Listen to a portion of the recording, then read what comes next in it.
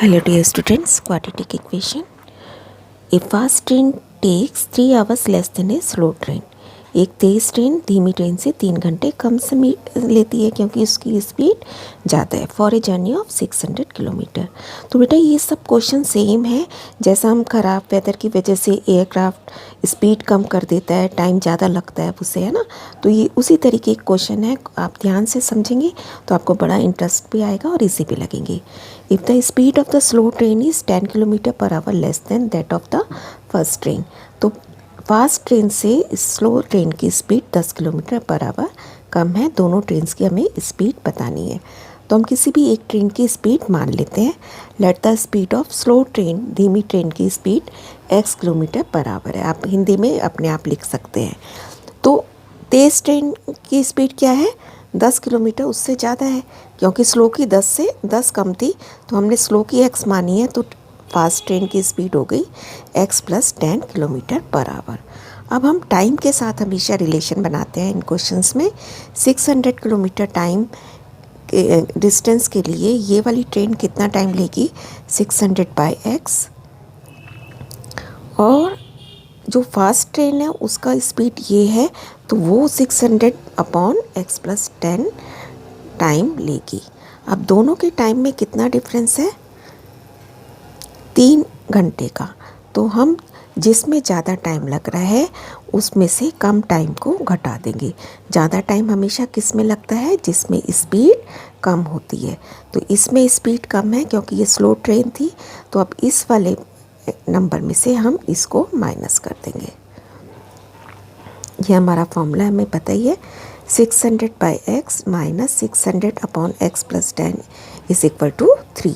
3 घंटे का समय है ना, क्योंकि हमें ये भी चेक करना है कि ये घंटा ही होना चाहिए। अगर यहाँ पे कुछ और मिनट्स वगैरह भी होते तो हम उसे ओवरऑल घंटों में चेंज करते। तो बेटा अब हम इसका एलसीएम लेंगे। एलसीएम में हमें मिलेगा x और x + 10। तो जिसके पास जो नहीं है, जैसे इधर x है तो x + 10 इधर चला जाएगा, और अगर यहाँ पे भी कोई नंबर होता तो वो भी यहाँ चला जाता। आप ये जानती ही हैं।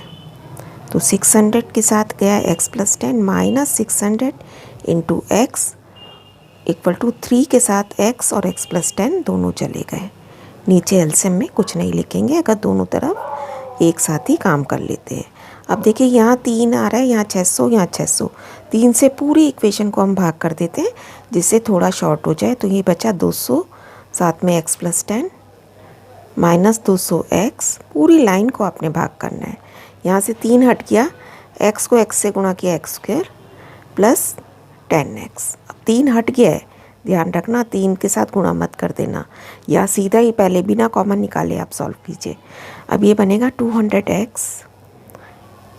2000 - 200x x² + 10x। 200 से 200 कट गया। अब ये जो 2000 था बेटा, इसको हम इधर ले जाएंगे। अब मिड टर्म स्प्लिट करके हमें 2000 के इस तरीके से फैक्टर करने की 10 आ जाए।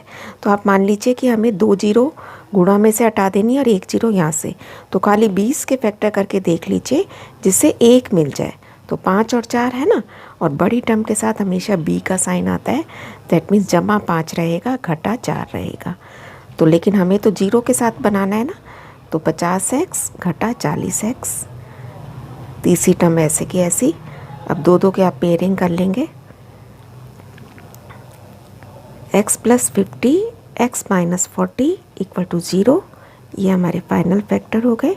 x = 40 and -50 -50 is not possible, therefore answer is 40 kilometre per our. तो स्लो ट्रेन की स्पीड है 40 किलोमीटर पर आवर, और फास्ट ट्रेन की स्पीड हमारी उससे 10 ज़्यादा थी। That means 50 kilometre per hour. That's all बेटा, keep on learning, stay blessed.